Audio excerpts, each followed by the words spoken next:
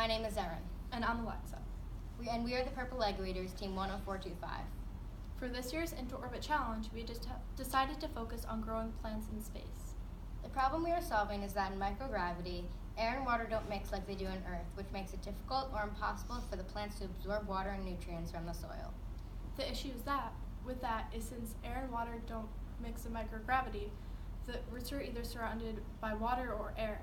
Then the plant thinks it's a drought or it's being flooded, when in fact it's not. If the plant thinks it's a drought, it will become stressed and lose its ability to fight off diseases it comes in contact with. Also, the lack of water will cause the plant to dry out and die. If it thinks there's a flood, it will decrease the oxygen levels in the plant and will suffocate and die. The solution we came up with was to use centrifugal force to create artificial gravity for the plants to grow. When something spins around a center point, its inertia makes it push outwards. The outward pull is called centrifugal force, which acts like gravity. We decided to call it Uncle Victor's plant propeller.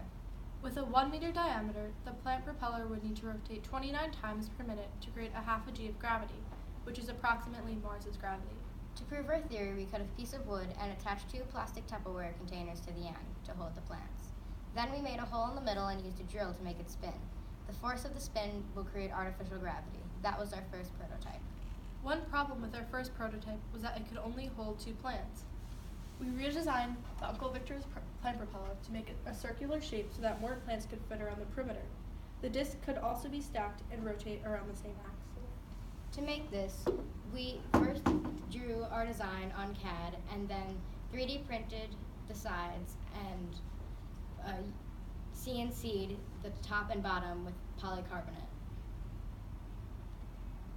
This would be useful in space because right now the plants either think it's being flooded or that there's a drought, which makes it impossible for the plants to grow.